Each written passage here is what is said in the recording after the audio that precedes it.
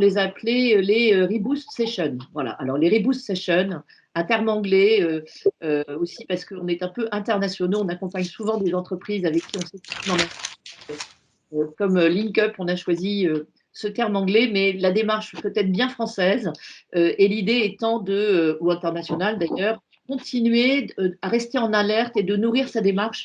Et là, l'idée de partager avec vous le fait que il nous semble très intéressant de faire intervenir, et c'est ce qu'on propose souvent aux entreprises, de faire intervenir des experts qui sont dans le domaine de la recherche. On a mis quelques institutions hein, comme l'INRA, mais aussi dans la recherche sur la finance verte, avec par exemple l'Université Paris-Dauphine, avec la chaire de comptabilité écologique aussi créée au sein de AgroParisTech, des chercheurs économistes ou des chercheurs sur vraiment des sujets liés aux chaînes de valeur et aux chaînes de production. Donc on en trouve dans des écoles d'ingénieurs, dans des écoles de management, dans des écoles agroalimentaires, hein, comme évidemment AgroParisTech. Et donc, on a souvent l'occasion, nous, de faire intervenir des chercheurs de l'INRA. Et un autre point, et je ne sais pas si elles s'est connectées ou si elles se sont connectées, c'est de faire intervenir aussi des personnes qui ont, dans des grandes entreprises ou des plus petites entreprises, développé des démarches inspirantes. Et je voulais citer Sylvie Bénard, qui a vraiment initié toute la politique environnement du groupe LVMH depuis des années. C'est vraiment un service environnement très précurseur et avec des démarches extrêmement inspirantes. Et donc, typiquement, Sylvie Bénard ou Sophie Patier, qui est journaliste et qui travaille et qui est devenue consultante dans le domaine des cosmétiques, c'est vraiment intéressant de partager, et pas uniquement, bien sûr, au sein de l'équipe RSE de l'entreprise, mais plus largement, et de créer un peu ces sessions de partage et d'échange. C'est 1 heure et demie dans un agenda, mais très souvent bénéfique. Euh, la deuxième idée à partager avec vous, c'est d'organiser un Fab Lab. Alors, qu'est-ce que c'est qu'un Fab Lab? Donc, nous, on aime bien les labs chez LinkUp parce que c'est un peu des laboratoires et des laboratoires où on va pouvoir réfléchir, co-construire, co-évoluer. Et l'idée d'organiser un Fab Lab avec ses parties prenantes au sens large, et quand on dit parties prenantes, ce sont aussi bien des ONG sur le domaine sur lequel on souhaite réfléchir, des salariés, des clients, des consommateurs, des associations de consommateurs, des youtubeurs, des influenceurs, pour apporter une dimension nouvelle lorsqu'on veut travailler sur un thème précis à l'engagement. Et je vais l'illustrer par un Fab Lab qu'on a organisé très récemment et qui a été vraiment extrêmement intéressant. Donc la marque Lipton Ice Tea qui a décidé et qui a mis sur le marché, là déjà en mars, des bouteilles issues d'un plastique. Donc 100% de leurs bouteilles sont issues d'un plastique issu du recyclage, donc du RPET. Et leur projet est de lancer une grande campagne pour stimuler le recyclage et amener notamment les jeunes générations à recycler. Et pour trouver le thème de cette campagne et quels étaient les éléments à prendre en compte pour concevoir cette campagne, l'idée a été de rassembler des participants d'horizons extrêmement divers, donc aussi bien des collaborations avec les réseaux d'M6 qui travaillent sur ces cibles jeunes, donc comme Golden Network, des clients de la marque Burger King ou d'autres, Auchan, un professeur des écoles et le directeur du développement durable de la mairie de Colombes, où la marque est déjà évidemment est implantée, ses bureaux sont là, etc., etc. Des experts, Citeo, Auré. Donc, ça a été des sessions extrêmement intéressantes qui ont permis de nourrir la démarche et également qui, en termes de déploiement, vont permettre aussi sans doute de donner plus d'écho à ce déploiement, puisqu'on a pu réaliser aussi pour nourrir les réseaux sociaux des interviews. C'était extrêmement apprécié par la marque, bien sûr, mais par tous, parce qu'on a une émulation formidable quand on arrive à travailler en co-création et en co-construction. C'était vraiment un format d'une matinée assez courte avec ces parties prenantes. Troisième exemple, encore un lab un living lab. Alors ça, ce sont des choses qu'on expérimente beaucoup pour tester en conditions réelles, dans la vie réelle des démarches. Et quand on est sur des démarches RSE, ce qui peut être intéressant, c'est de réfléchir à si on veut porter plus loin son ambition, porter plus loin sa démarche. Est-ce qu'on ne peut pas tester une démarche dans un point de vente, dans une succursale, une agence pilote, comment on peut créer une collection capsule, hein, que ce soit en textile, en cosmétique, etc. Comment développer ou tester un nouveau produit, un service, mais pas uniquement auprès de consommateurs comme on le fait très habituellement en marketing. Alors évidemment, ça coûte moins cher que d'organiser peut-être une démarche en conditions réelles, mais un test en conditions réelles sur un projet ambitieux peut être extrêmement passionnant, à la fois bien sûr pour le valider, pour mieux comprendre les freins, les leviers du développement et d'impliquer, là encore, des experts internes et externes avec des indicateurs de performance et pour ensuite convaincre l'entreprise qu'on peut aller plus loin. Et là aussi, un exemple concret qui est un programme qui est développé par Bell au niveau international dans 6 pays pilotes. Et le groupe Bell a décidé de tester des bonnes pratiques d'élevage. Hein. Bell est très engagé sur cette laitière amont et de tester différentes pratiques dans chacun des pays avec un comité d'experts international, mais également des experts de terrain. Alors, chez LinkUp, on appelle, pour nous, beaucoup de gens sont des experts. Les experts d'un métier, ce sont des experts aussi. Hein. Donc, un agriculteur qui élève ses animaux et teste des nouvelles manières peut-être de faire pousser du grain à proximité et notamment des protéines végétales plutôt que de les importer du Brésil.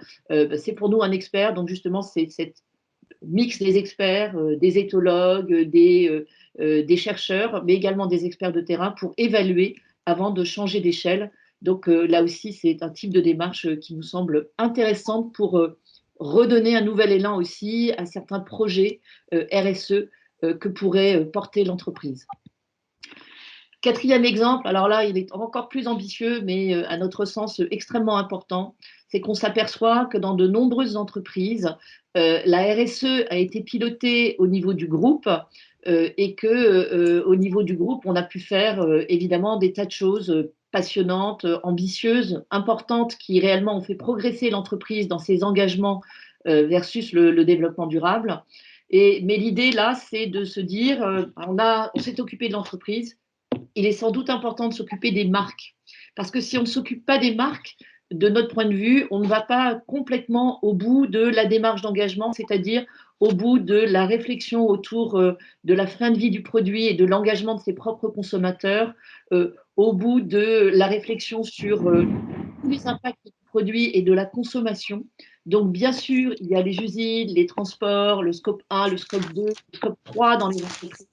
Mais engager la marque et amener la marque à faire sienne des engagements RSE, c'est prendre beaucoup de rigueur, d'avoir bien sûr une RSE très solide, de regarder la chaîne de valeur, mais dans le prisme de la marque et du produit, pour justement permettre d'aller plus loin. Et là, on a pris un exemple pour être très concret, et ce n'est pas nous qui travaillons sur ce beau projet, mais il est intéressant, je pense, à regarder, puisque pendant très longtemps, le groupe Rocher avait développé et a travaillé sur sa démarche RSE sans forcément la communiquer très fortement et d'aller jusqu'au bout de la démarche des produits, des points de vente et évidemment pas seulement d'un discours de communication, hein, c'est bien ça qui est important de voir dans la RSM, mais une vraie volonté d'appropriation. Et pour le groupe Rocher, récemment, on a eu l'occasion de réaliser un guide pour que dans les points de vente, les responsables de magasins, les équipes puissent justement avoir des gestes qui vont favoriser la moindre impact dans les points de vente, un meilleur tri, etc.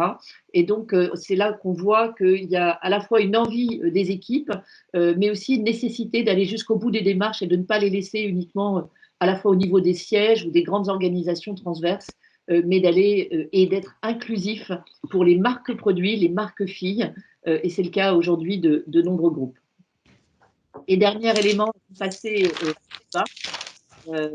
Et donc, c'est un thème dont on parle beaucoup aujourd'hui. Alors, on parle beaucoup de raison d'être. Mais dans cette raison d'être, vous voyez ici, on n'a pas utilisé ce mot. On parle plutôt d'une utilité sociétale claire, puisque cette raison d'être, ce qui est important, c'est qu'elle puisse être dans cette dimension d'une utilité sociétale, qu'elle puisse non seulement anticiper, mais répondre aux enjeux de son époque, mais dans le domaine évidemment d'expertise de la marque et de l'entreprise, pour essayer de définir la démarche contributive et une démarche qui se fait, ou une réflexion qui peut se faire et qui doit se faire en 2 étapes.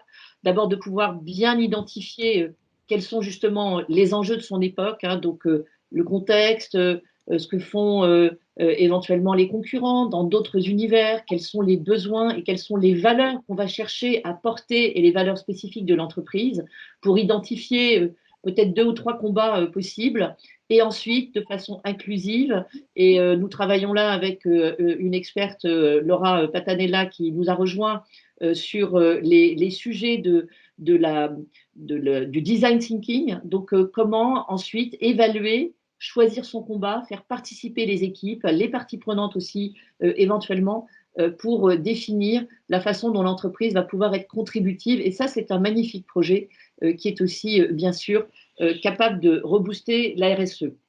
Donc voilà et juste, pardon, encore un exemple pour illustrer cette démarche. Donc un exemple pour ceux qui m'ont déjà entendu prendre la parole à ProDurable, c'est un exemple que j'ai présenté à plusieurs reprises parce qu'il nous a complètement frappé chez LinkUp. Eh bien, c'est l'engagement de Barbie, qui était une marque qui souffrait beaucoup, qui a voyé ses ventes, hein, vous voyez en bas à droite de cette slide, la façon dont les poupées Barbie se vendaient de moins en moins parce que ne correspondaient plus à un modèle de la femme que les mères et les parents avaient envie de partager avec leurs enfants. Et puis, il y a eu déjà une refonte et un vrai projet qui n'était pas encore un combat, mais qui était de diversifier l'offre. Ensuite, un début de combat pour lutter contre les stéréotypes. Et aujourd'hui, une démarche qui est un engagement en faveur de l'égalité des chances, un engagement aussi pour changer la vision de la femme. Ils ont sorti une poupée, et non pas anecdotique, mais vendue partout dans le monde, qui était une poupée en chaise roulante, pour que aussi les enfants qui sont en chaise roulante puissent voir qu'ils peuvent être aussi une poupée et qui n'ont pas quelque chose de si spécial qu'on ne peut pas les représenter. Et donc, eh bien, cette stratégie d'engagement et de combat, il nous manque encore un peu plus de RSE, notamment sur les matières utilisées de la poupée Barbie. Donc, je ne peux pas vous dire que je suis une fan totale de la poupée Barbie, mais on est assez intéressé, en tout cas, par cette démarche où l'entreprise et la marque ont compris qu'elles avaient un rôle à jouer sur l'image portée par la femme, et ça faisait un peu partie de l'ADN de l'entreprise. Voilà pour ce premier partage. Je vous propose, si vous avez des questions, d'en parler peut-être un peu plus tard pour qu'on puisse avoir aussi le feedback et les contributions des participants. Et tout de suite,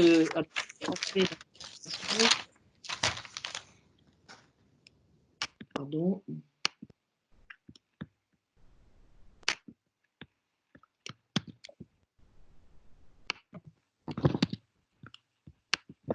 Hop. Voilà, donc je vais tout de suite proposer à nos participants de partager un premier point de vue et peut-être de commencer par Edwige. Edwige, est-ce que dans le travail que vous faites d'accompagnement et dans la façon dont vous voyez ces entreprises qui sont des clients et de manière générale, comment vous voyez cette RSE évoluer dans la perception de la stratégie des entreprises? Oui. Alors, c'est vrai que nous, au quotidien, on accompagne les entreprises sur différents sujets. Alors, bien sûr, Mazars, c'est un cabinet d'audit au départ, même si on fait aujourd'hui du conseil. Et un des points d'entrée pour nous, c'est tous les sujets liés à la déclaration de performance extra-financière, qui est une obligation pour un certain nombre de sociétés. Et dans ce cadre de cette déclaration de performance, il y a des obligations liées à la stratégie, au business model, qui est quand même un point assez prégnant, et notamment de présenter comment l'entreprise se projette aujourd'hui. Et c'est vrai que c'est un point que l'on voit beaucoup évoluer, cette réflexion sur la RSE qui avant était beaucoup des actions et des dispositifs, je dirais pas palliatifs parce que c'est pas le cas, mais il y avait beaucoup d'actions qui étaient faites sans réflexion stratégique sur les sujets. Et c'est vrai qu'aujourd'hui, on se rend compte que le niveau de stratégie et la réflexion sur le business model est quelque chose qui se met en place de plus en plus. C'est-à-dire qu'on est passé d'un niveau action, dispositif, réponse finalement à des problématiques, donc sans forcément une réflexion, une prise de recul sur ces sujets, à un niveau supérieur qui est de se dire, OK, maintenant la RSE, on va la passer à un niveau stratégique parce que c'est des sujets alors, socio-environnementaux, sociétaux, éthiques, droits de l'homme. Aujourd'hui, la RSE, c'est plus que social et environnement, hein, vous l'avez bien dit, ça élargit énormément le sujet. On est finalement sur tous les sujets qui ne sont pas financiers, si on peut résumer, parce qu'on parle des parties prenantes, et si on parle des parties prenantes, on parle des fournisseurs, on parle des clients, on parle des salariés, bien entendu, de l'écosystème de l'entreprise, on parle des ONG, on parle des associations, on parle aussi des investisseurs. Donc, il y a quand même un côté financier qui est en train de rentrer en ligne de compte. Et de fait, on se rend compte que quand on parle de RSE, on parle de tout l'écosystème de l'entreprise. Et forcément, aujourd'hui, la RSE rentre dans les réflexions stratégiques. Donc, on est vraiment monté d'un cran depuis quelques temps sur ces sujets-là. Et c'est le cas pour des grosses entreprises, bien entendu, qui ont adressé le sujet depuis plusieurs années, mais c'est le cas aussi d'entreprises de taille beaucoup plus moyenne, qui, dans leur réflexion, vont intégrer quelques enjeux stratégiques pour elles, des enjeux RSE, et les adresser dans le cadre de leur stratégie groupe, dans le cadre de leur politique groupe. Donc, on voit bien que ces sujets-là rentrent de plus en plus en ligne de compte et que ces problématiques avancent. Donc ça, c'est vraiment en termes de passage, nous, on le ressent au quotidien quand on discute avec les responsables RSE, mais quand on discute avec les dirigeants également. Là, on ne parle pas uniquement, on a la vision un peu plus, on a la chance d'avoir cette vision globale, de parler à des directeurs RSE, mais aussi de parler à des dirigeants, de parler à des DAF. Et on sent bien cette prise de conscience et qu'aujourd'hui, on est en train d'upgrader le sujet, ce qui posera la question, on pourra en parler tout à l'heure, du rôle du directeur RSE qui est complètement en train d'évoluer. Donc, il y a vraiment des compétences à acquérir nouvelles du directeur RSE parce qu'il va avoir un rôle d'influenceur beaucoup plus important et de coordinateur qu'il n'avait pas toujours avant, puisqu'on avait tendance un peu à le cantonner sur les sujets un peu plus techniques, sur la vie de ces dispositifs-là. Et là, ce rôle d'influenceur, de coordinateur, il est en train de ressortir énormément. Et donc, ça veut dire développer de nouvelles compétences. Ça, c'est un vrai, ça va être un vrai sujet. Donc, ça, c'est un point important pour répondre à cette question-là. Oui. Merci. Et on va revenir parce qu'en effet, je pense que ce rôle de coordinateur transverse et peut-être d'être beaucoup plus partie prenante de la stratégie d'entreprise du responsable RSE. Mais juste avant, Clément, est-ce que au sein des entreprises qui sont Bicorp et de Bilab, vous voyez ce rôle du directeur RSE et cette importance de la stratégie d'engagement de l'entreprise sur le développement durable? Parce que, évidemment, les entreprises qui sont Bicorp, elles sont forcément très engagées, mais est-ce qu'elles sont engagées parce que c'est une posture plus interne ou est-ce que ça devient aussi des éléments liés à une stratégie, à un business model? Oui, alors tout à fait. Je vais peut-être revenir un tout petit peu sur Bicorp et Bilab pour tous ceux qui ne seraient pas forcément familiers au concept en une minute. Donc Bicorp, c'est une certification qui est basée sur un questionnaire. Ce questionnaire, c'est un questionnaire d'évaluation d'impact qui s'appelle le B-Impact Assessment, donc le BIA. Et Bilab, c'est l'association qui certifie et qui encadre les Bicorp.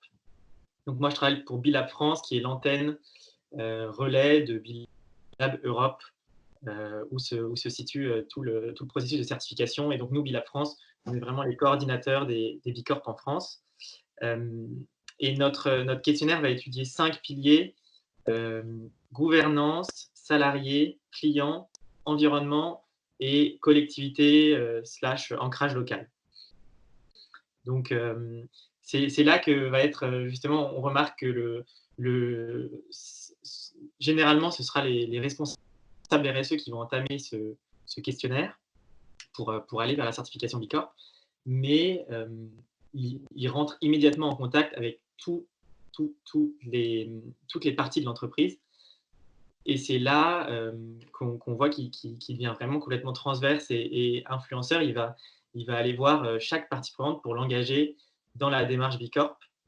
Et ce que disait Edwige aussi tout à l'heure sur l'importance de considérer toutes les parties prenantes, c'est aussi ça qu'on valorise dans les Bicorp, et c'est le paysage du questionnaire, c'est qu'on va s'intéresser vraiment à tout l'écosystème de l'entreprise et pas seulement sa stratégie interne RSE, mais comment elle embarque avec elle ses fournisseurs, ses clients, ses collaborateurs, etc. Donc, à ce titre, de faire ce questionnaire pour ceux qui s'intéressent à l'idée d'être bilab ou ceux qui peut-être ne sont pas encore mûrs, mais le questionnaire qui est accessible à tous permet peut-être justement d'identifier des pistes de progrès, de partager en interne ces dimensions. Le questionnaire, en réalité, donc, il est déjà en soi, en tout cas nous c'est comme ça qu'on l'a vécu, un levier pour rebooster sa RSE. Oui, complètement. Le questionnaire, il est accessible en ligne, ouvert à tous et pas du tout engageant. Donc, on peut aller l'ouvrir, répondre aux questions et voir quel score on va avoir. Et c'est là aussi l'intérêt de Bilab, c'est qu'on veut que ce questionnaire soit accessible à tous. Et notre but, ce n'est pas d'avoir le plus de Bicorp certifiés, mais d'avoir le plus d'entreprises qui ouvrent ce questionnaire et l'utilisent comme outil de pilotage pour évaluer son impact et aussi trouver des bonnes pratiques, se challenger et essayer d'augmenter son score. Et un exemple concret de source de progrès, ce serait par exemple Veja qui fabrique des baskets responsables. Ils ont ouvert ce questionnaire, ils ont constaté leur score, ils avaient au-dessus de 80 qui est la limite pour être certifié Bicorp, donc ils auraient pu se faire certifier, mais ils se disaient non, ça ne nous suffit pas, on veut avoir plus. Et donc, ils ont pris encore 6 mois supplémentaires pour un peu entamer des processus, faire des démarches. Et là, ils sont certifiés, je crois, avec 88 points. Donc, ça leur a vraiment servi de levier de changement pour s'améliorer. Merci, c'est un très bon exemple. On va y revenir.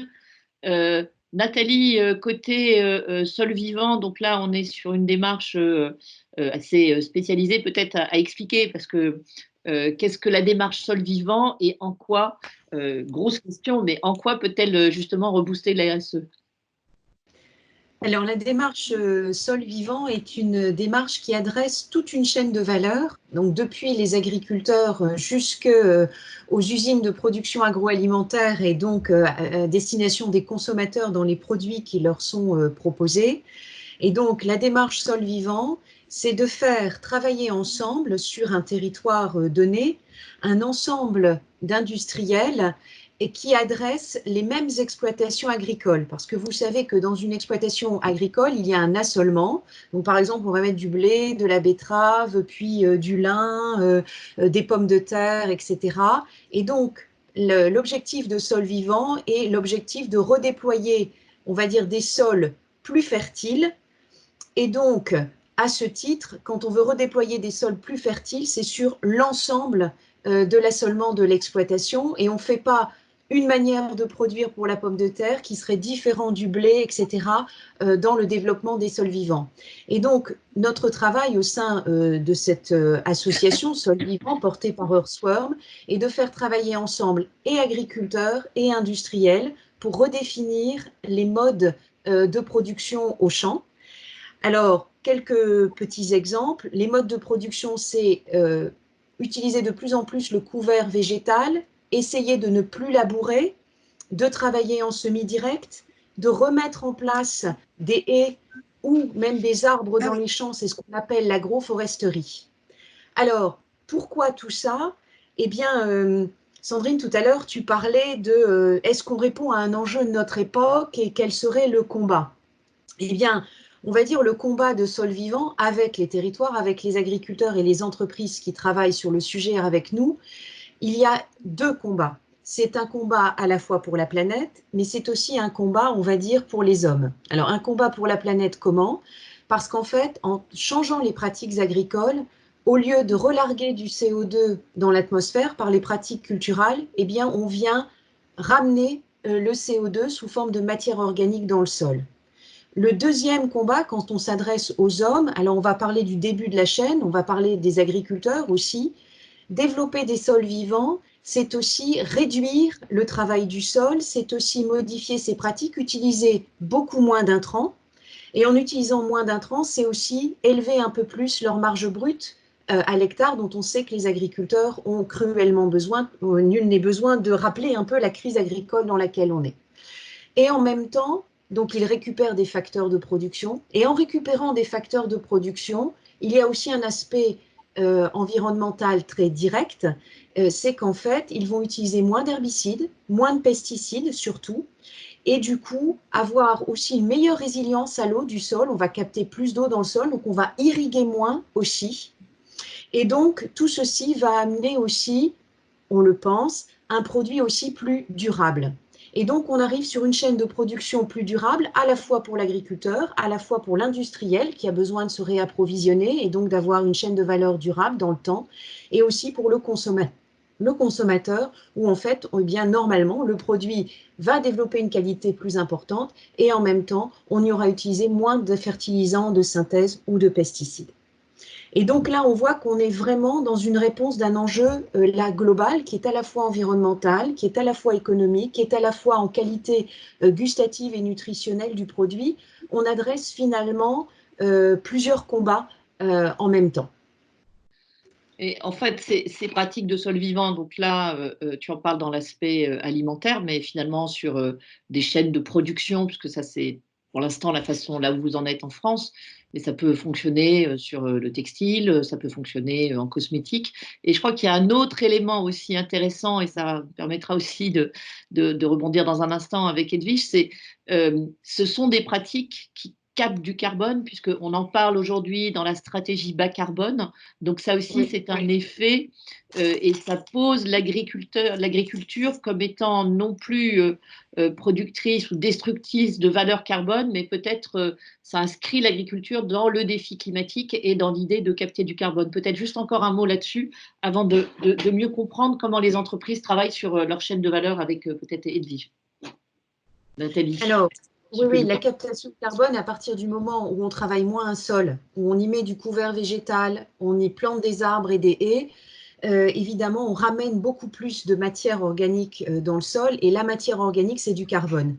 Et donc, vous savez que la plante fonctionne par photosynthèse, et donc, par photosynthèse, elle croît, et en croissant, elle accumule évidemment du carbone, et si vous la laissez dans le champ, eh bien, vous laissez évidemment le carbone dans le sol. Et donc, et en faisant ça, le carbone est aussi derrière source de tout un ensemble écosystémique, c'est-à-dire qu'il va recréer un effet éponge du sol pour garder la captation de l'eau, au lieu qu'elle parte directement dans les nappes phréatiques ou alors qu'elle puisse provoquer des inondations, il remplit son rôle d'éponge. Et deuxièmement, quand on voit aussi le carbone croître dans le sol, on voit aussi tout un phénomène de biodiversité qui se remet en place dans les champs, donc d'insectes, d'oiseaux, etc., évidemment dans les haies, dans les forêts, mais aussi tout un ensemble de petites bêtes, on va dire, dans les sols aussi. Donc il y a aussi cette agriculture qui en fait bascule dans une proposition d'un tas de services écosystémiques. D'accord, merci pour cet éclairage. Edwige, est-ce que parmi vos clients, et en parlant de cet engagement nouveau, pour renouveler et le rôle de coordinateur sur lequel il est intéressant sans doute de revenir, et la façon dont les différents services mobilisés, est-ce que les entreprises vont vraiment bien au-delà, c'est-à-dire dans l'amont de leur chaîne de valeur? Est-ce qu'elles vont vraiment en aval de leur chaîne de valeur? Et qu'est-ce que vous entendez par ce rôle de nouveau coordinateur du responsable RSE? Alors, est-ce que les entreprises vont en amont ou en aval? Alors oui, de plus en plus, mais ça va beaucoup dépendre de leur niveau de maturité. La réflexion sur l'amont et l'aval, en général, elle se fait pour 2 bonnes raisons.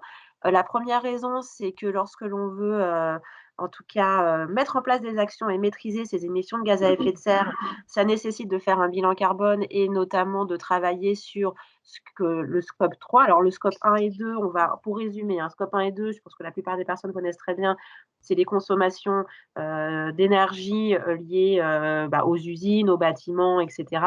Et le scope 3, ça va être tous les autres types de consommation indirecte, si on peut dire, qui sont liées au transport, aux produits que l'on achète, aux fournisseurs, etc. Donc, on va avoir l'amont et l'aval qui vont être intégrés. Et pour pouvoir avoir une réflexion complète sur la trajectoire de réduction de ces émissions. Il faut bien entendu bien connaître son amont et son aval et travailler sur ces sujets pour pouvoir faire des estimations. Alors oui, ça reste des estimations. De toute façon, quand on parle de bilan carbone, on est quand même sur des estimations. Il y a quand même un certain nombre d'hypothèses qui sont prises. Pour autant, ça nécessite de bien connaître toute sa chaîne de valeur, que l'on soit sur les matières premières que l'on va acheter jusqu'aux produits que l'on va vendre. Donc ça, c'est quelque chose que l'on voit énormément se développer. Alors bien entendu, c'est lié à la maturité de l'entreprise. Les grands groupes sont positionnés sur ce sujet-là depuis longtemps. Les sociétés qui commencent à monter sur les sujets RSE, bien entendu qu'elles commencent par du scope 1 et 2. C'est déjà un premier exercice de reporting avant, au fur et à mesure, d'aller chercher des éléments du scope 3 avec pour un objectif assez clair de se concentrer sur ce qui a de l'impact et sur lequel elles ont la main. Il y a des sujets où c'est plus compliqué d'avancer. Après, il y a vraiment des points où les entreprises peuvent travailler. Donc ça, c'est le premier angle, l'émission de gaz à effet de serre, finalement, qui est de plus en plus travaillé, aussi parce qu'on a des réglementations qui sont là et qui sont de plus en plus importantes. Il faut avoir en tête que les dirigeants, ils voient bien ce qui se passe au niveau de l'Europe aujourd'hui, que les objectifs issus de la COP21 sont en train d'être de plus en plus ambitieux. Là, l'Europe a décidé d'une zéro émission, finalement, neutralité carbone pour 2050. Donc, c'est assez ambitieux aujourd'hui parce qu'on n'y est pas du tout en termes de trajectoire. Et ça veut dire qu'à un moment donné, les États vont décliner cette ambition. D'ailleurs, la France l'a déjà fait. S'est positionné pour 2050 une neutralité carbone. Et à un moment donné, les entreprises, elles vont devoir contribuer. Alors, nous, consommateurs, on va devoir contribuer, bien entendu, à un moment donné, mais les entreprises, c'est quand même le pivot de tout ça. Donc, pour pouvoir travailler sur ces sujets-là, il faut connaître sa chaîne de valeur. Il n'y a pas de choix, en fait. Il faut réfléchir à son business model, et comment on produit, où on achète, et quel est l'impact derrière. Donc, ça, c'est la première étape. Et après, il y a un deuxième sujet qui a beaucoup influencé les entreprises françaises, c'est la loi sur le devoir de vigilance. Alors là, on sort du carbone, on est sur les aspects éthiques, droits de l'homme, environnement liés à sa chaîne de fournisseurs. Les grands groupes sont soumis à cette loi-là. On est sur des très, très grands groupes parce qu'on parle de plus de 5000 salariés en France et 10 000 à l'international. Mais ce qui est intéressant, c'est que c'est quelque chose qui a un effet d'incrémentation. C'est-à-dire que quand un grand groupe demande à son fournisseur de maîtriser lui-même sa chaîne d'approvisionnement, on a une reconstitution de la chaîne qui se met en place et une connaissance des impacts environnementaux, sociétaux, éthiques, santé, sécurité, et donc au fur et à mesure un niveau de maîtrise supérieur. C'est-à-dire qu'aujourd'hui, nous on voit des donneurs d'ordre qui posent des questions à leurs fournisseurs, et nous on accompagne des fournisseurs qui nous disent comment répond-on à nos donneurs d'ordre, comment on connaît notre propre chaîne d'approvisionnement. Et au donc c'est les deux axes qui permettent aujourd'hui aux entreprises de bien connaître ces sujets. L'intérêt pour le directeur RSE, c'est qu'en général, un directeur RSE, typiquement, si on prend la partie émissions de gaz à effet de serre, en général, il maîtrise assez bien le sujet. Par contre, la partie, par exemple, fournisseur, c'est une partie qui est plutôt maîtrisée par les achats. Il faut dire les choses, c'est eux qui ont les bases, c'est eux qui connaissent les zones d'approvisionnement. Et la partie typiquement aussi approvisionnement de matières premières, on va plutôt aller voir la partie production, donc opérationnelle. Donc, le directeur développement durable, il va aller voir ces interlocuteurs-là qui sont des interlocuteurs clés. Finalement, c'est eux qui vont pouvoir déployer une stratégie à l'arrivée, puisque c'est leur périmètre d'application. Il a besoin de leur expliquer pourquoi c'est important de travailler sur ces sujets et identifier avec eux quelles sont les zones de risque, quelles sont les priorités, quelles sont les actions qu'on peut mettre en œuvre avec un plan d'action sur plusieurs années. Donc, il va co-construire, en fait. Il va avoir un rôle de co-construction sur des domaines qui ne sont pas forcément les siens en termes d'expertise. En général, un directeur développement durable n'est pas toujours issu de la filière achat, donc assez rarement d'ailleurs. Donc, il a besoin de s'appuyer sur ses compétences et de s'allier, finalement, c'est d'avoir des alliés dans l'entreprise sur ce sujet pour pouvoir développer des actions. Et donc, ce rôle qu'il peut faire sur la partie achat, sur l'aspect éthique, mais aussi peut-être émissions de gaz à effet de serre, parce que là, on peut parler aussi de transport dans ces sujets-là, il va devoir le faire avec les opérationnels qui sont sur la production, il va devoir le faire avec la R&D qui travaille sur les produits, comment avoir des produits qui permettent à l'utilisation de limiter les émissions de gaz à effet de serre. C'est un vrai sujet aujourd'hui dans l'automobile, c'est un vrai sujet vers les équipementiers, le même sujet dans l'aéronautique, c'est vraiment des réflexions importantes et donc il va falloir qu'il aille voir les personnes qui développent ces produits-là pour leur expliquer un des objectifs de leur recherche et les faire adhérer à ce principe-là. Parce que c'est une contrainte complémentaire. On n'est pas sur de la R&D pure, on rajoute une contrainte. Donc, il y a vraiment un rôle multiplier les compétences et de se faire des alliés et faire adhérer ces directions à la vision que l'entreprise se fixe. Donc, c'est vraiment un nouveau rôle. Juste, Edwige, par rapport à ça, et je voudrais que Clément nous donne son point de vue, parce que se faire des alliés dans l'entreprise, si l'entreprise n'a pas pris en termes de direction générale, et notamment sur sa façon de voir à la fois sa stratégie à moyen et long terme, c'est-à-dire vis-à-vis de ses clients, que ce soit encore une fois en B2B ou en B2C, si ça n'est pas une conviction réellement partagée, ça peut être difficile, responsable RSE, pas une mobilisation de l'ensemble des directions, de convaincre si on n'est pas sur ces orientations. Est-ce que justement les entreprises puisque dans Bilab France, vous avez mis en place des groupes de travail pour justement partager sur différents sujets les expériences de vos adhérents, et est-ce que vous constatez ça, c'est-à-dire est-ce que les entreprises qui sont Bicorp, il y a eu une impulsion donnée par la direction où c'est à la fois une pression réglementaire et puis un travail de conviction, parce que là, le rôle du responsable RSE, il est extrêmement consistant, comme vient de nous le dire Edwige. Clément, qu'est-ce que tu en penses? Je pense qu'il y a 2 cas de figure. Je pense qu'au moins dans la moitié des cas, ça vient vraiment de la direction qui voit son entreprise de manière responsable et qui veut vraiment aller faire reconnaître ça par une certification. Donc là, forcément, pour engager ses collaborateurs, c'est un peu plus facile quand ça vient du plus haut et qu'il y a une vision claire qui est partagée. Mais il y a certains cas, et on a chaque fois des directeurs RSE qui nous contactent, des consultants qui viennent pour justement nous demander les clés pour aller engager auprès d'eux, parce qu'eux souhaitent que leur entreprise aille vers Bicorp. Et donc, ils cherchent à engager. Alors, c'est là que vont servir un peu les groupes de travail et les moments de réunion qu'on organise. On essaye de mettre en contact le plus souvent possible des entreprises certifiées Bicorp avec des entreprises qui sont aspirantes à devenir Bicorp pour qu'ils expliquent un peu comment ils se sont lancés dans la démarche et qu'est-ce qui a été les facteurs clés. Déjà, une des premières étapes, c'est d'aller ouvrir ce questionnaire et de voir où est-ce que va se positionner l'entreprise. Tout de suite, quand un directeur RSE va venir voir la gouvernance de l'entreprise, il va dire, la moyenne des entreprises qui se lancent dans la démarche Bicorp obtiennent 55 points. Moi, j'ai rempli le questionnaire et on arrive à 10 points. Je pense que c'est vraiment pas possible. Comment on fait? Et donc ça aussi, ça peut être source d'engagement.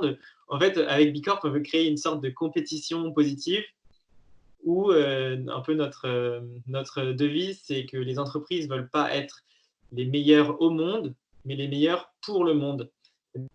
Donc, elles vont se challenger ensemble, essayer d'atteindre les plus hauts scores en termes de, c'est ce qu'on disait tout à l'heure, de contribution positive. Et c'est ça qu'on récompense. D'accord, merci. Et Nathalie, les partenaires aujourd'hui de Sol Vivant, donc il y a de nombreuses entreprises, je crois des Nestlé, je crois qu'il y a des distributeurs, peut-être qu'est-ce qui les motive à s'impliquer justement sur ce projet de transformation et d'accompagnement et de collaboration avec l'amont et leur approvisionnement? On sait que Edwige nous parlait de bilan carbone, mais de manière générale, ça pèse énormément. C'est à peu près 70% des impacts des entreprises en moyenne agroalimentaires. Donc, l'impulsion, elle est donnée par qui? Et est-ce que ça a un impact aussi sur le marketing? Question pas facile. Il faut que tu remettes ton micro.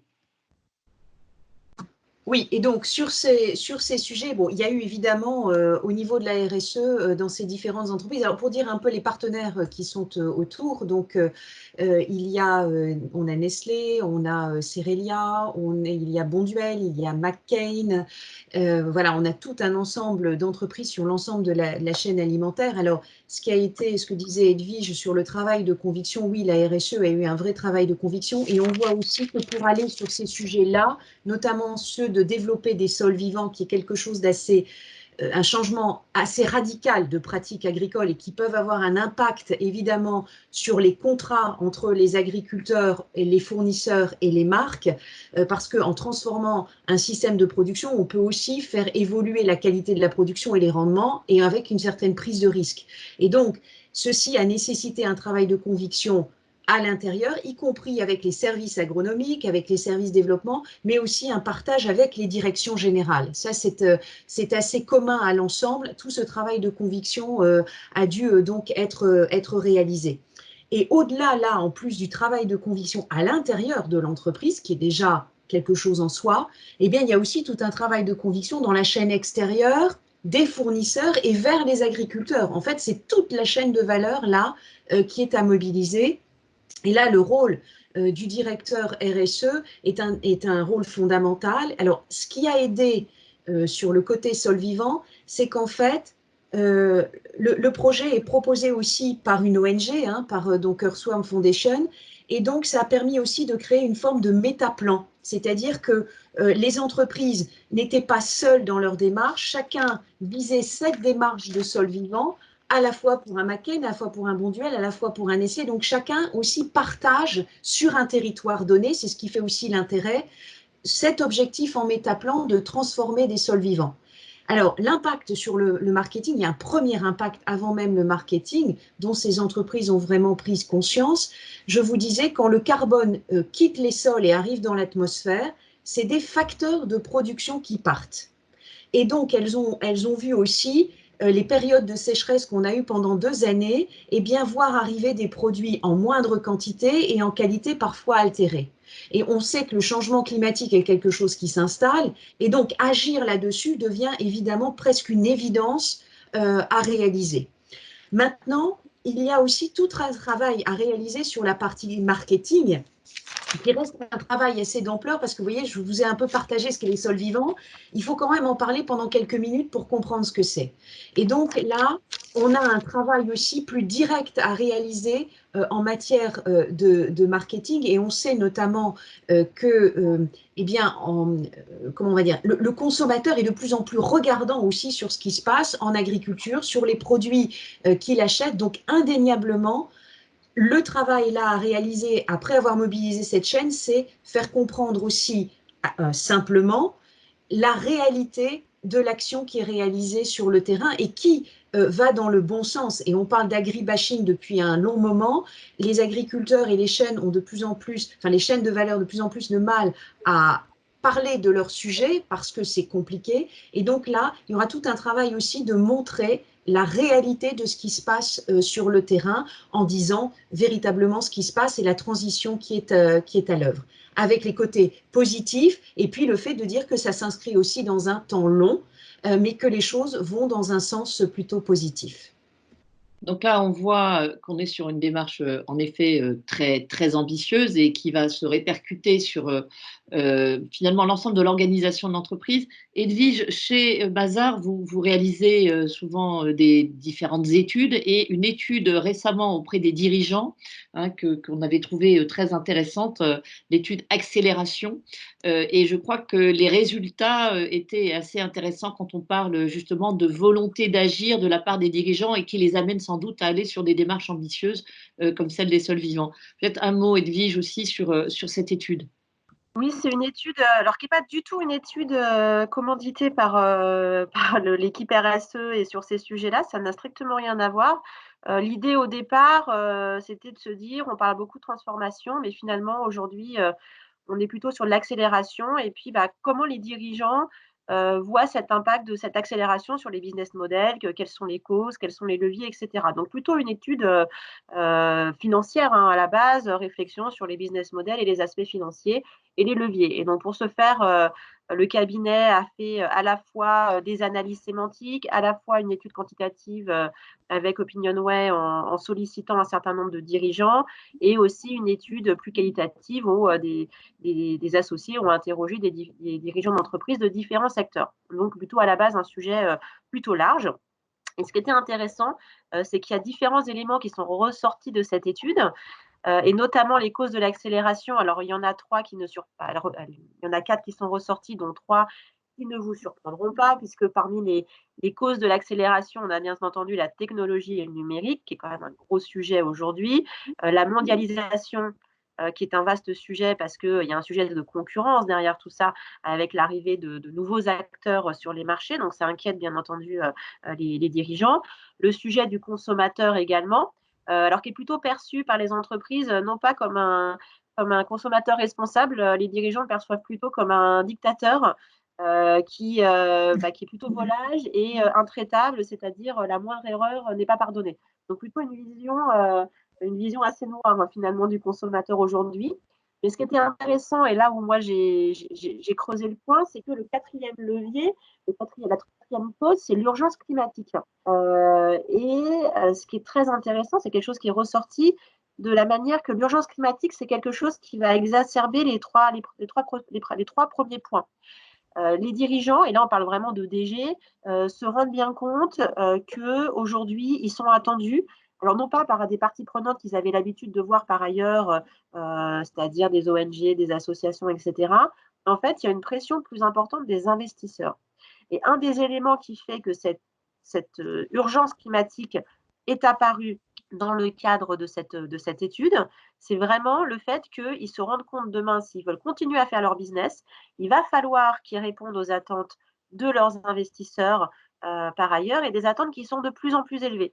Tout simplement parce que les investisseurs, eux, aujourd'hui, vont avoir des obligations réglementaires qui vont venir de l'Europe. Il y a quelques semaines est sortie la taxonomie européenne, c'est-à-dire une règle d'identification des investissements durables, les investissements verts et des investissements de transition. Donc aujourd'hui, les dirigeants savent que demain, on va leur demander de se positionner sur ces sujets-là, et donc ils ont une inquiétude.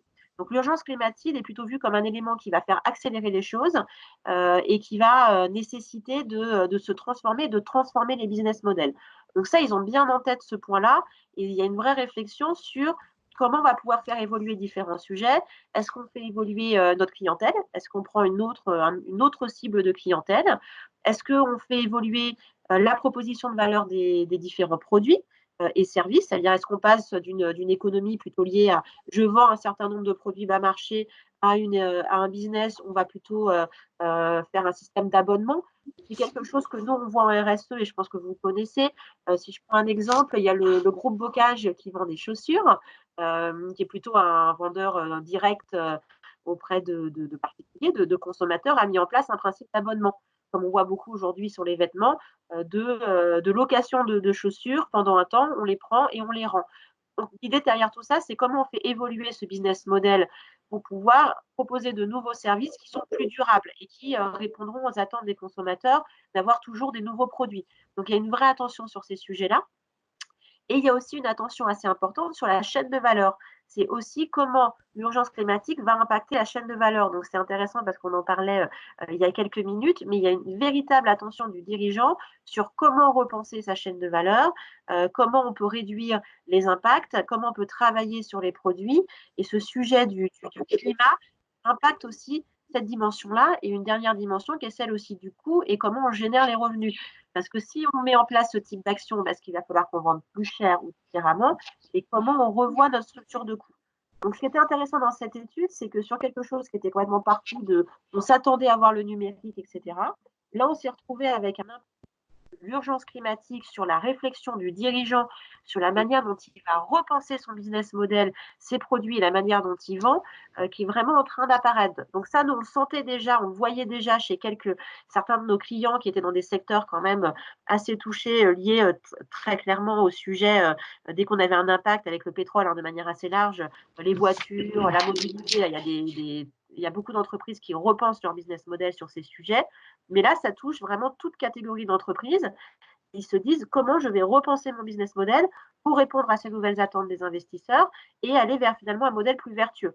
Et avec une espérance aussi derrière tout ça, c'est que le consommateur va suivre. Ça veut dire que d'un consommateur exigeant et un peu dictateur, de passer à un consommateur responsable, et qu'il va falloir aussi acculturer à ces sujets-là. Ça veut dire que des consommateurs responsables, il y en a un peu, mais ce n'est pas tous les consommateurs aujourd'hui. Donc, c'est comment on les habitue à intégrer cette notion-là dans leur habitude de consommation. Et là, il y a un vrai sujet de communication et sans doute de marque derrière, c'est comment je communique là-dessus et je les entraîne avec moi dans l'évolution de mon business model. Oui, comme vous le disiez à l'instant, Edwige, le consommateur n'est pas un, on a différents profils de consommateurs. Certains sont déjà très engagés, certains sont en train d'accélérer leur engagement et on le voit dans les changements de consommation. Hein, vous citiez Bocage, mais c'est vrai aussi sur tout un tas d'autres produits ou services que les gens achètent différemment. Après, d'après les études, on aurait à peu près 20% de gens qui ne souhaitent pas trop changer leurs habitudes. On verra ce qui va se passer au sortir de la crise que nous vivons à l'heure actuelle. Clément, justement, par rapport à ce sujet du climat dont on voit qu'il préoccupe à la fois par les orientations européennes, à la fois par la façon dont les parties prenantes de l'entreprise les bousculent sur ces sujets. On a parlé d'automobile, on a parlé d'investissement aussi, avec les investissements verts qui sont soulignés. Est-ce que justement, dans le groupe de travail climat, quels sont les partages sur ce groupe de travail, justement, qui sont proposés avec des entreprises avec des profils très différents? Parce que chez Bicorp, vous avez tout type d'entreprise, pas que de production de biens et services. Enfin, de biens de consommation, pardon, de services aussi. C'est ça, oui. On a même une majorité encore actuellement d'entreprises de services chez Bicorp. Mais peut-être pour rebondir aussi sur ce que disait Edwige sur le côté investisseur, on a beaucoup de Bicorp qui viennent, enfin d'aspirants de Bicorp qui viennent aujourd'hui en nous disant que c'était justement leurs investisseurs qui les avaient le plus challengés, en leur expliquant si vous ne vous essayez pas au moins au questionnaire ou si vous n'entamez pas la démarche Bicorp, nous on va probablement se retirer et aller vers des modèles d'affaires qu'on considère plus responsables. Et aussi sur le côté business model, c'est aussi à ça que sert le questionnaire parce qu'il y a 50% qui va être concentré sur les opérations de l'entreprise. Il y a 50% du questionnaire qui est vraiment dédié au modèle d'affaires en tant que tel et comment l'entreprise se structure complètement dans un modèle vertueux. C'est ce qu'on disait déjà de l'amont à l'aval de la chaîne de production, mais aussi de l'existence même en termes de raison d'être, contribution positive et mission de l'entreprise. Et donc, pour revenir sur le groupe de travail climat, on a une quinzaine d'entreprises Bicorp en France qui participent à ce groupe de travail-là. Et il a été mis en place surtout après une grande annonce qui avait été faite pendant la COP25, où on a plus de 500 entreprises certifiées Bicorp qui se sont engagées à être neutres en carbone d'ici 2030. Donc, 20 ans avant les échéances proposées par notamment l'Union européenne. Et c'est dans ce cadre-là, pour vraiment mettre en pratique ce pourquoi elles se sont engagées, qui a été créé ce groupe de travail. Et donc, les premières étapes étaient d'identifier les différentes solutions de compensation carbone, stratégie carbone, stratégie bas carbone, qui sont partagées. Et donc, c'est surtout, là, on a eu pour l'instant 2 groupes de travail, il y en a un par mois. Et donc, les premières discussions étaient un peu se mettre d'accord sur quel va être le but de ce groupe de travail, parce qu'à chaque fois, on veut qu'il y ait un but et un livrable concret. Donc là, ce sera proposer au Bicorp une sorte de livret blanc de quelle est la bonne stratégie à adopter selon son profil pour aller vers cette neutralité carbone. Merci Clément. Peut-être une dernière question à Nathalie et ensuite je vais vous proposer de poser vos questions, s'il vous plaît, par écrit, parce que si vous les posez tous en même temps, pour que je puisse vous donner la parole pour la poser directement. Donc là, je parle des participants. Juste Nathalie, on vient de parler de stratégie de compensation carbone, de stratégie bas carbone. Typiquement, je crois qu'il y a des grandes entreprises et notamment une grande entreprise pétrolière qui s'intéresse à soutenir votre démarche parce que précisément, dans le cadre de la labellisation bas carbone et des stratégies bas carbone portées par la France, un groupe de travail est en train de mettre au point une manière de mesurer l'impact en termes de captation de carbone de la pratique d'agriculture sol vivant. Donc, tu nous as parlé de la chaîne de valeur pour des entreprises sur leur amont agricole, mais on peut aussi s'intéresser à Sol Vivant tout simplement pour aider à financer une transition agroécologique, mais vers ces sols vivants, si intéressant pour ce qui est de la production durable et pour les agriculteurs, mais aussi très intéressante en termes de captation de carbone. Et pour me répondre, il faut que tu remettes ton micro. Alors en effet, il y a l'idée dans le projet Sol Vivant, quand on est sur la partie captation carbone, qui est de valoriser cette captation carbone.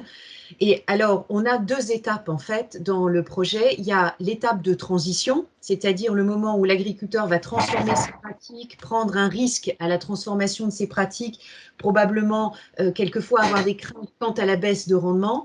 Et donc de changer aussi son matériel, c'est-à-dire on change les semoirs, on change tout un ensemble de matériel qui n'était pas obligatoirement prévu. Et donc il y a la possibilité de travailler au financement de cette transition. Et ensuite, quand la transition est installée, on peut penser que ben voilà, le carbone reste dans les sols. Eh bien non, il faut tout autant d'efforts quand on arrive en période de croisière, vous voyez la courbe comme ça, quand on est dans cette période de croisière, eh bien il y a tout un effort aussi pour le garder dans les sols. Et donc on travaille à un projet aussi de rémunération, un fonds carbone, de rémunération donc de la transition ou la rémunération du carbone capté dans les sols.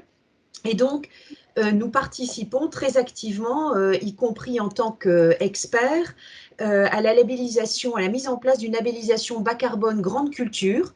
Cette labellisation permet en fait d'accréditer la méthode de comptabilisation du carbone dans les sols. Et Edwige, vous disiez, voilà, on fait des approximations, hein, bien sûr, on est sur des modèles d'évaluation, mais qui sont quand même, quand on le regarde, assez proches de la réalité. Hein, on n'est pas au kilo près hein, à l'hectare, évidemment. Et donc, on travaille à la labellisation aussi de cette méthode qui permettra ensuite aux entreprises qui souhaitent compenser. Alors, quand on est dans notre chaîne de valeur, on appelle ça en insetting, c'est-à-dire à l'intérieur de sa chaîne de valeur, et donc qui pourra rentrer dans leur bilan RSE. Et donc là, on n'est plus dans l'achat finalement de droits à polluer, de crédit carbone, on est dans l'achat véritablement de carbone que l'on met dans les sols et qui vont avoir un intérêt évidemment positif de production. Et donc, les entreprises sur la chaîne de valeur, notamment agroalimentaires, sont intéressées par cette partie insetting. Et on peut avoir aussi des entreprises qui sont plus dans l'offset, hein, puisqu'à l'intérieur de leur chaîne, ils n'ont pas cette chaîne de la fourche à la fourchette, eh bien, qui souhaitent aussi participer donc au financement de ces projets de transition. Alors, évidemment, tout ne passe pas par la compensation. Parce que quand on regarde la capacité de compensation, que ce soit des forêts auxquelles on va ajouter les sols ou même un peu les océans, bien évidemment, c'est une partie qui permet de compenser le carbone. Ça veut dire que le scope 1 et 2, qui consiste à réduire son empreinte carbone en limitant son émission, est fondamentalement encore l'élément majeur sur lequel il faut miser. Aujourd'hui, la compensation, on est sur un quart globalement des émissions à l'état actuel des connaissances. Donc, il y a trois quarts où il y a véritablement nécessité de limiter hein, ces émissions carbone et il faut bien jouer sur les deux tableaux et ne pas compter uniquement sur la compensation. Merci Nathalie. Donc, on voit qu'il y a des solutions nombreuses pour rebooster sa RSE et dans un contexte où les dirigeants sont sans doute plus que jamais conscients que les modèles d'affaires de l'entreprise leur permettra de la durabilité, mais également l'intérêt de leurs investisseurs, l'intérêt de leurs consommateurs à mobiliser plus, nous dit Edwige, et qu'il existe aujourd'hui des groupes de travail, des capacités de partage, et notamment avec Bilab aussi et Bicorp d'aller tester ces démarches. Donc, est-ce que pour les participants, donc, il y a la possibilité hein, dans conversation de nous poser des questions. Est-ce que vous avez des questions à poser, des remarques à partager, des points de vue?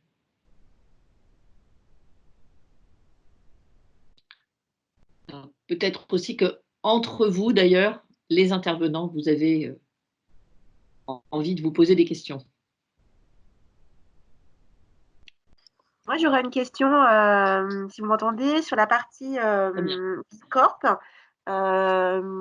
En fait, aujourd'hui, quels sont les sujets dans le référentiel, dans le questionnaire, sur lesquels les entreprises rencontrent le plus de difficultés en fait, à se mettre au niveau? Et finalement, les sujets peut-être où en France, on est déjà plutôt bien avancé parce qu'on a une réglementation qui est peut-être plus protectrice au niveau des salariés par rapport aux États-Unis. Donc, avoir un petit côté de comprendre ce qui est plutôt avancé, ce qui va être plutôt facile, et puis les sujets de difficulté intrinsèques que toutes les entreprises vont rencontrer parce que manque de maturité sur ces sujets-là.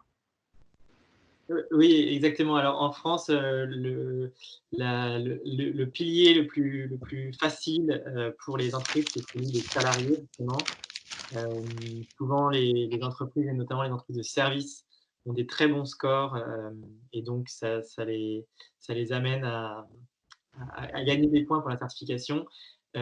Après, comme le questionnaire va évoluer selon le secteur de l'entreprise, qu'elle soit dans le service ou dans des biens de production, ça fait varier là où elle rencontre le plus de difficultés. Par exemple, une entreprise qui fait de la production type agroalimentaire, elle va avoir le plus de difficultés sur la partie environnement parce qu'elle est vraiment très stricte.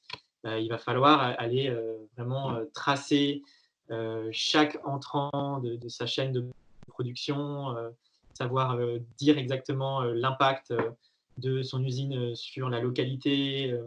Donc, pour les biens de production, ce sera cet aspect environnement. Et après, pour les entreprises de services, là où l'entreprise peut rencontrer des difficultés, ce sera dans la partie gouvernance et, et structuration du modèle d'affaires. Parce que déjà, il y aura des contraintes légales pour aller modifier ses statuts et insérer une mission et une petite phrase qui indique que l'entreprise a un impact positif sur la société. Donc, c'est vraiment variable, comme le questionnaire évolue selon le secteur. Mais en France, là où c'est le plus facile, ce sera très clairement l'aspect salarié. Et après, il y a d'autres petites… Comme le questionnaire nous vient des États-Unis, à la toute base, il a été créé en 2006. Ensuite, il a évolué tous les 3 ans, on a une version actualisée. Il y a des questions auxquelles en France, on ne peut pas répondre de par la loi, notamment. Il y a des questions sur l'appartenance à une communauté religieuse ou l'orientation sexuelle des salariés. Voilà, il y a quelques questions sur lesquelles on passe en France, juste on ne marque pas de points parce qu'on ne peut pas les calculer. Mais à côté de ça, ça amène les entreprises à quand même se poser des questions. Et par exemple, on a des bicorps qui, sur le côté orientation sexuelle, elles ne font pas du tout de recensement ou quoi que ce soit, mais elles vont aller signer une charte avec une association qui indique tout ce que fait l'entreprise pour valoriser, inclure, intégrer, etc. Donc ça peut quand même amener à se poser des questions et à aller vers des démarches positives. Juste là, j'ai des questions qui apparaissent que vous voyez peut-être. Donc, je vais déjà peut-être croiser et ça s'adresser à Edwige. Donc, une question de Mathilde Salama et je vais la croiser aussi avec celle de Delphine Villot-Morel, qui est peut-être aussi pour Edwige, mais peut-être d'autres. Donc, est-ce que vous avez des exemples de communication qui ont permis de passer du consommateur dictateur, hein, comme vous l'avez appelé, au consommateur responsable et aussi une autre question peut-être pour tous, mais toujours autour du consommateur. Comment évaluer, donc de Delphine Villot-Morel, comment évaluer l'intérêt des engagements RSE auprès des consommateurs éclairés, savoir s'ils comprennent, si on adresse des problèmes importants pour eux. Est-ce que vous avez une petite idée là-dessus? Sinon, je pourrais aussi apporter un éclairage, mais déjà, Edwige, de ces Oui, je sujets. pense que Sandrine pourra aussi bien compléter ce sujet qui est aussi dans ce que vous adressez via les marques. Un exemple, alors c'est des entreprises un peu particulières que vous connaissez peut-être, ce sont les éco-organismes qui sont des entreprises un peu spécifiques parce que c'est pas à but lucratif, c'est des entreprises qui gèrent, qui sont là pour organiser toute la gestion des déchets. Et en termes de communication, je dois dire qu'ils sont assez percutants. Je pense que vous avez tous vu les publicités, notamment de Citeo pour le recyclage du papier, pour le recyclage du plastique. Comment on peut transformer des bouteilles plastiques, une bouteille, alors je vais citer de Coca en bouteille de Sprite, etc. Et là, c'est des communications très fortes qui ont été faites par ces entreprises-là, où ils ont pu constater, parce que dans leurs obligations, ils ont un cahier des charges fixé par l'État et dans leurs obligations, ils doivent mesurer l'impact de leur communication. Et ils ont fait un certain nombre de publicités pour inciter les consommateurs à recycler. Alors, c'est pas encore parfait, on n'en est pas encore tout à fait sur le sujet, mais ces publicités-là, ils ont pu mesurer un réel impact de cette communication qui a été faite dans la presse, dans les métros, à la télé, etc., de changement d'habitude d'un certain nombre de consommateurs sur le sujet, qui ont travaillé beaucoup plus sur le recyclage, qui triaient leurs produits, qui sont intéressés sur les types de bouteilles potentiellement, parce qu'il y a différents types de plastique, certains sont recyclables, d'autres ne l'ont pas. Ils ont vraiment constaté des évolutions dans à la fois le tri et à la fois dans l'amont, dans le choix des produits qui ont été faits. C'est-à-dire quelle bouteille, je vais prendre telle bouteille parce que c'est un plastique recyclable et c'est pas un plastique qui va être brûlé derrière. Donc là, on a vraiment vu, il y a le papier, il y a plein de, il y a les piles, il y a tous ces éco-organismes-là. On voit vraiment l'impact de la communication, et là, on est dans de la com pure et dure de publicité sur les pratiques du consommateur par ailleurs. Donc là, il y a eu un lien direct dans ce cadre-là. Donc ça, c'est un exemple, moi, qui est assez marquant parce que j'ai pu, voilà, en travaillant avec eux, on voit qu'il y a vraiment une analyse des changements de pratiques et des données par la suite, et il y a eu un impact direct sur le sujet. Et pour évaluer l'intérêt des engagements des consommateurs, là, c'est un peu moins dans mon domaine, mais c'est vrai qu'il y a beaucoup de groupes qui font des études ou des mesures de satisfaction ou des questionnements auprès des consommateurs pour savoir justement si ces parties prenantes-là, en tout cas, ont entendu parler des actions, est-ce qu'elles en voient l'impact et est-ce qu'elles sont prêtes dans ce cadre-là à changer leurs habitudes sur le sujet. Donc c'est vrai que c'est plutôt des études qui sont menées auprès du consommateur, à la fois des questionnaires, à la fois des échanges aussi directs pour avoir du verbatim et des éléments qui sont faits par les entreprises pour capter est-ce que ce qui est fait est suffisant, est-ce que déjà les consommateurs en ont connaissance, ça veut dire est-ce que finalement les moyens de communication qui sont utilisés, le message est passé, parce que parfois ce n'est pas le cas. Il y a des sociétés qui font des choses et elles se rendent compte que le consommateur n'en a pas connaissance et qui pensaient bien communiquer sur le sujet. Donc après, il y a vraiment un travail sur le message, la portée, la compréhension et est-ce qu'il est suffisamment engagé pour les différentes catégories de consommateurs, du plus responsable à celui qui s'en fiche un peu. Donc là, c'est vraiment des analyses qui sont faites par les entreprises et qui font parfois appel à des instituts de sondage ou autres pour s'aider sur les sujets, ou ont des panels aussi de consommateurs identifiés qui acceptent de participer à ces études-là. Donc moi, c'est plutôt ce que je vois quand je travaille auprès des clients, c'est comment mesurer les actions via une interrogation auprès des consommateurs directement. Ce qu'on voit au-delà de ça hein, dans les mouvements de consommation, hein, c'est le fait que, je citais tout à l'heure le textile, le vêtement avec une baisse en volume extrêmement importante, hein, 18%, c'est pas une paille. Si on segmente, hein, puisqu'on a beaucoup tendance à regarder le consommateur en général, mais entre ceux qui sont les early adopters, ceux qui sont les plus engagés, qui sont souvent d'ailleurs très vocaux, qui parlent beaucoup, qui revendiquent des choses sur leur choix de consommation. Si on voit comment le marché de la deuxième main a vraiment énormément a explosé, les ventes aussi, la façon dont la prescription et la nouvelle manière de prescrire autour de soi et le poids des pairs dans les choix qui sont faits, mais c'est aussi bien vrai sur les produits de grande consommation, on le voit sur le marché des cosmétiques, on le voit sur le marché donc, du textile, on le voit sur le marché aussi de la décoration. Donc on a une accélération qui n'est éventuellement pas globale sur tous les consommateurs, mais on a eu quand même en 2019 un point de bascule sur l'adhésion à des nouveaux modèles. Edwige parlait tout à l'heure du modèle de bocage, qui est un modèle extrêmement innovant et intéressant. Mais il y en a d'autres. C'est l'explosion des ventes de Veja, dont nous parlait Clément tout à l'heure aussi. Et avec, en fonction, on parle beaucoup des millennials qui sont plus engagés, mais tout le monde devient engagé, même des gens plus âgés, parce que c'est en train de devenir une forme de norme sociale, et avec une progressivité, je dirais, entre les plus engagés jusqu'à venir toucher, sachant que si on parle des plastiques recyclés, par exemple, la France est quand même un des pires élèves au niveau européen. On ne recycle que 56% des bouteilles plastiques. Donc, on a vraiment de quoi faire.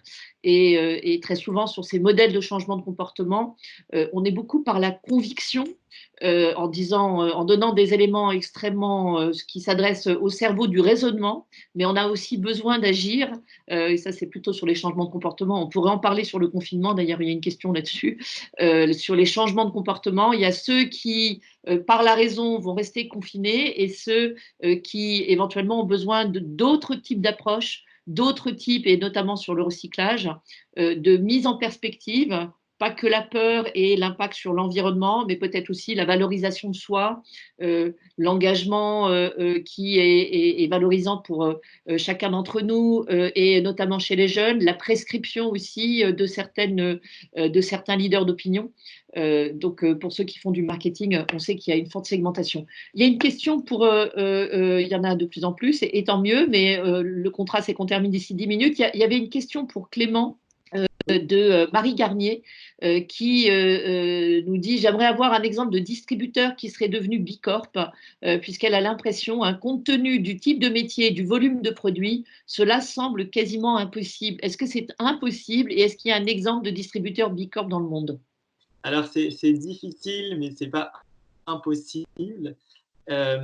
Comme distributeur en France, en tout cas, on a Nature et Découverte, qui est certifié depuis 2016. C'était la troisième, je crois, entreprise certifiée Bicorp en France. Et ils s'améliorent à chaque fois qu'ils font leur évaluation. Donc oui, c'est possible. Et si besoin, je pourrais mettre Marie en relation avec les référents Bicorp chez Nature et Découverte pour qu'ils puissent un peu échanger là-dessus. Voilà, je crois qu'il y a cette dynamique, nous qui sommes nouvellement Bicorp, très intéressante d'échanger déjà entre la communauté des membres Bicorp, mais aussi avec des membres externes, si ça intéresse certains.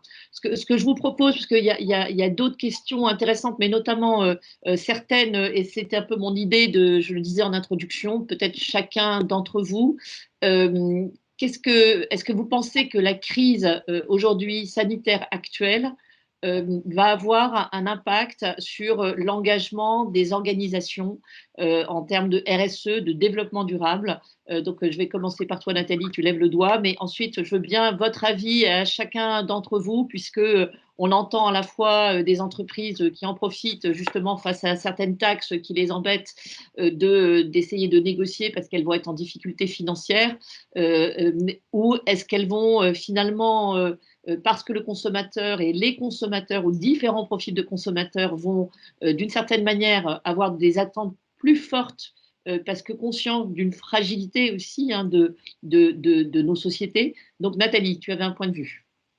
Oui, alors justement, on sent bien avant cette crise du coronavirus, en tout cas à l'aune là du programme Sol Vivant, un vrai engagement des entreprises sur les questions qui sont les nôtres, qui sont la question des sols et finalement la durabilité des sols, la durabilité climatique, et puis ensuite l'ensemble de la chaîne et la qualité du produit jusqu'au consommateur. Vraiment, je pense qu'il faut alors pas qu'on appelle de nos voeux, mais qu'il y ait aussi un élément de démonstration. Évidemment, les entreprises vont avoir besoin qu'on leur réinjecte évidemment du fluide financier pour qu'elles puissent, évidemment pour certaines, perdurer. Il ne faudrait pas que ce soit l'unique action qui soit retenue, en se disant que voilà, il faut faire face à cette crise qui est aussi une crise finalement économique et du coup financière derrière pour les entreprises, qui est de dire il ne faut pas pour autant abandonner l'autre face et la dynamique qui est mise en place parce qu'elle porte en elle-même une forme de résilience aussi. Et donc de dire on réinjecte et on reprend le business as usual, je pense qu'à la fois économiquement, ce serait très compliqué dans un court, voire moyen terme, et que deuxièmement, auprès du consommateur, mais aussi du citoyen, ce serait quelque chose aussi d'absolument, on va dire, presque épouvantable. Donc, véritablement, il y a ces deux aspects, et on disait donc, Clément, tu parlais en Bicorp, il y a deux actions. Il y a les actions qui sont celles de la performance financière de l'entreprise, mais on suit aussi la performance extra-financière, et celle-ci, il faut vraiment les remettre en route en parallèle. Et c'est pas parce qu'on fait de la RSE qu'on dépense de l'argent. Je pense que c'est aussi tout l'inverse, et en tout cas, pour nous, sur le projet Solvivant et ce qu'on y fait, on voit bien que c'est tout l'inverse, c'est de l'épargne de facteurs de production.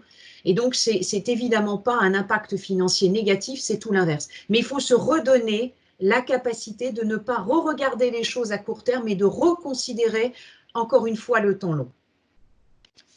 Merci Nathalie. Edwige, et avant de passer la parole à Clément. Oui, sur ce sujet, c'est vrai qu'il va y avoir deux possibilités. Soit les entreprises vont accélérer l'évolution de leur business model, c'est-à-dire se dire qu'il est urgent d'évoluer parce qu'elles ne sont plus résilientes, notamment par leur choix de production, hein, tout simplement dans des pays, envoyer toute la production en Asie, même économiquement, est-ce que ça a du sens? Parce que si demain il y a un problème, tout est arrêté. Donc il y a des vraies réflexions économiques, et est-ce que le business model doit encore accélérer sur le sujet, et est-ce que la finance va suivre aussi en termes d'investissement, en se disant aujourd'hui, et ça on le verra à la fin de la crise, on verra si les fonds appelés des fonds durables, notamment les fonds ISR, etc., ont été plus résilients que des fonds classiques ou que les actions. Si ça a été le cas, il est fort probable que la finance va les pousser énormément vers des fonds beaucoup plus résilients en cas de crise.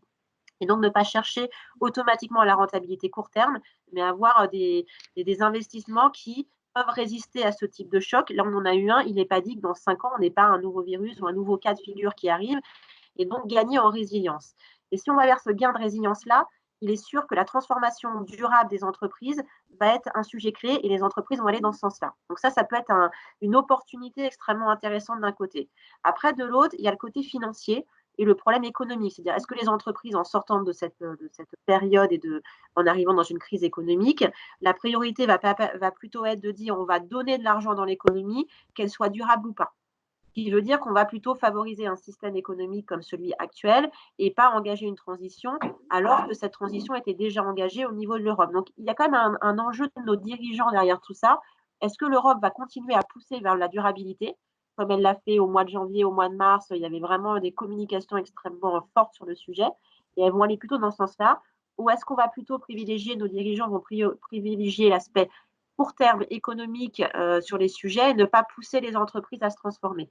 Et là, il y aura un basculement, parce que si on privilégie la deuxième solution, c'est-à-dire l'économie court terme, on va perdre des années. On fera le basculement à un moment donné, mais on va perdre du temps et ça va être difficile de reprendre le rythme qu'on avait jusqu'à présent. Donc, à l'enjeu des investisseurs, il y a aussi la prise de conscience des dirigeants, et puis aussi nos dirigeants européens et français.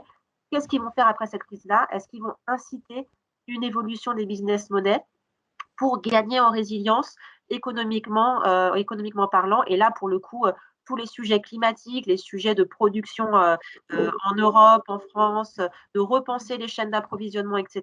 Là, il y a vraiment quelque chose à mettre en place. Mais pour moi, il y a 3 critères, et ça, aujourd'hui, je ne sais pas trop qu'est-ce qui va être privilégié ou pas, parce qu'on est au début de la crise et qu'on ne sait pas comment tout ça va aboutir, et surtout, quand est-ce qu'on va pouvoir reprendre cette réflexion-là. Merci Edwige. Clément? Oui, tout à fait. Nous, avec nos Bicorp, on croit beaucoup à une prise de conscience et à un impact positif. Il y a déjà un groupe de travail qui s'est créé la semaine dernière, qui s'appelle Non au Back to Business as Usual.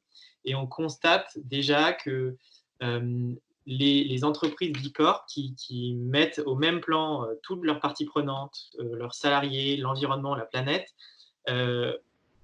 ont en quelque sorte une plus forte résilience face à ces crises, parce qu'elles peuvent s'adapter plus vite, parce qu'elles sont déjà aussi un peu en avance. Notamment, par exemple, on a beaucoup de Bicorp qui avaient déjà mis en place 2 jours de télétravail autorisés par salarié automatiquement. Celles-ci, face à une crise comme celle qu'on vit aujourd'hui, leurs salariés sont tout de suite équipés et savent comment travailler depuis chez soi tout en restant tout aussi efficace. Et on remarque, en fait, ça met aussi en avant cette nécessité chez Bicorp qu'on appelle d'interdépendance positive. Donc, à savoir, quand on est Bicorp, on doit signer une charte d'interdépendance.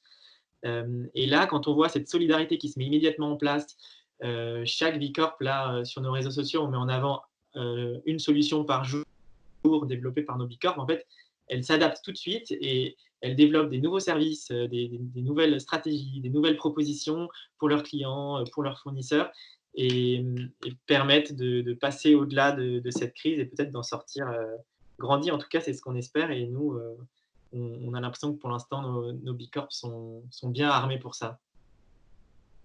Merci Clément. Je vais laisser Clément répondre. Je vois il y a une question de Marie. Juste pour conclure et pour terminer dans le timing, moi je voulais juste ajouter un petit éclairage encore sur ce point. C'est la grande question, ça va être aussi l'attente du citoyen. Le citoyen est le citoyen travaille dans l'entreprise, le citoyen a des attentes justement à la fois dans le cadre de son rôle de salarié, d'équipe, de producteur, le citoyen en tant que consommateur, le citoyen qui va continuer à s'exprimer dans les urnes avec le deuxième tour des élections municipales. Donc, j'espère et je pense que même si on entend bien les points et les points d'interrogation que vous soulignez et que vous soulignez Edwige dans justement ces arbitrages entre le court terme et le moyen et le long terme, mais que les citoyens auront un rôle actif à jouer pour justement montrer leurs attentes, leur volonté d'être aussi concrets dans des choix dont ils vont percevoir des choix notamment de consommation, d'orientation vers des marques engagées, vers des produits qui justement respectent plus toutes les dimensions du développement durable, y compris la dimension économique, bien sûr. Hein, on parle de RSE, mais quand on parle de développement durable, on a bien cette dimension économique et capitale. Et peut-être comme ça va, je l'espère, qu'on sera sorti depuis un petit moment du confinement et que dans le cadre de ProDurable, hein, je réitère et je vous redis qu'on aura donc des débats comme l'année dernière, le 18 juin après-midi, et la présentation de cette étude Ipsos pour créer une typologie, mais post-Covid-19, puisque le sondage sera réalisé quand on sortira du confinement, pour voir quels sont, ça sera bien sûr en termes d'attente, mais en termes de désir de consommation. C'est bien sûr une étude, mais si vous le souhaitez, on pourra partager cette étude avec vous à cette occasion. En tout cas, merci à tous d'avoir assisté, participé. Merci beaucoup à tous les trois d'avoir pris le temps de venir partager à la fois vos expériences et les parcours très intéressants que vous faites dans vos organisations. Et donc, à bientôt à tous. Et prenez soin de vous.